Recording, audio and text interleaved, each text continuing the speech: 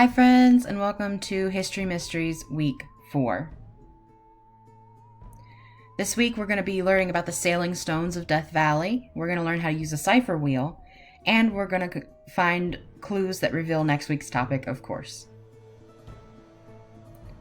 So, Death Valley is a valley in the Mojave Desert bordering the Great Basin Desert in eastern California. It is one of the hottest places in the world and has some of the most extreme temperatures. The sailing stones of Death Valley have been recorded since the 1940s. Large boulders in Death Valley have seemingly been moving on their own across the desert. Visitors to the park, which it's a national park, would find trails in the dirt, and rocks that weighed as much as 600 pounds had been moved without any explanation. Many studies have been done on the sailing stones, and some people said that aliens were the cause. Some people had many theories, but scientists studied the sailing stones and realized that freezing conditions overnight, combined with high winds, were enough to push stones sometimes as far as 700 feet in the middle of the night without any witnesses. They found this by setting up cameras and motion detectors to capture the movement of the stones overnight. Alright, so now we're going to learn how to use a cipher wheel. 1213, 173, 185, 179, 1323, 7, 1922. Can you read that? I said, hi, my name is Core. This is written using a number-to-letter cipher code which uses numbers to represent letters. We've done one like this before, but today I'm going to show you a new way to use this code and an easier way to read it. So this is a cipher wheel.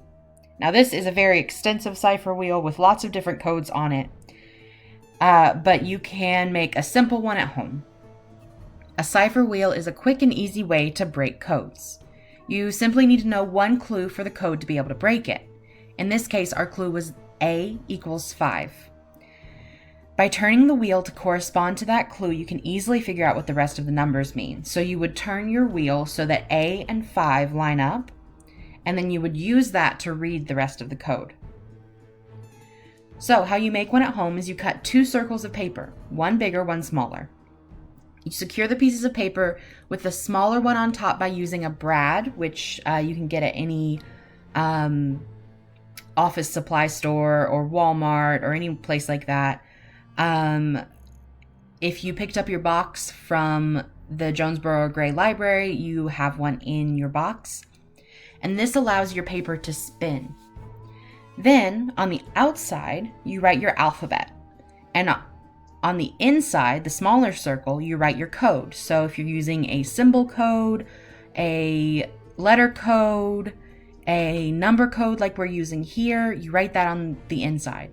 You can also do what they did on that big cipher wheel that I showed you and do multiple codes. So you can make it as extensive as you want to with separate codes. You just have to add more circles and remember your clues. So this is our clue for next time. 17, 5, 22, 3. 7, 9, 16, 9, 23, 24, 9. I'll see you next week. Don't forget to enter the secret code Sailing Stones in Beanstack. And if you'd like to check out mystery books from the library, here are some suggestions.